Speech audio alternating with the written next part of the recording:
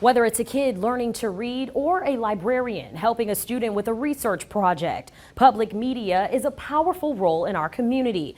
But now KEDT says that role is at risk due to federal funding. I'm Alexis Scott, your Bay Area neighborhood news reporter, asking what this funding fight could mean for the future of public media. We're really scrambling right now with very short notice because this takes effect in October 1. General Manager Don Dunlap says his team is racing to finalize their budget after a sudden freeze in federal funding from the Corporation for Public Broadcasting.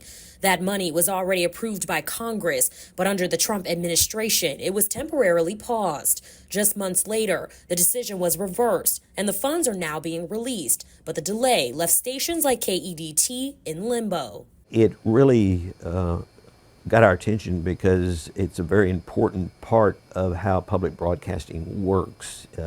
We are the nation's public broadcast system. Nearly 40% of KEDT's $2.4 million annual operating budget comes from the CPB.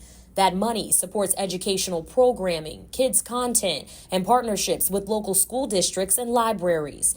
More than 30% of families in rural areas across South Texas rely on KEDT's services.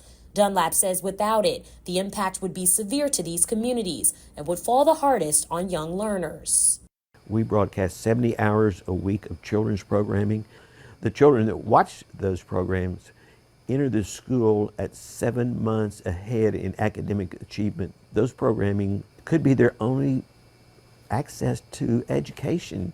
Inside the station, Dunlap says he's not expecting any job layoffs. But after working more than 50 years at KEDT, he says the future of public broadcasting deserves more than uncertainty. We are doing everything that we can to be sure that this community has a public radio and television station in the future. Don Dunlap, the general manager of KEDT, tells me he and the station's board members are discussing other funding options. They're hoping to find a sustainable solution before time runs out. Near the Bay Area, I'm your neighborhood news reporter, Alexis Scott, KRIS 6 News.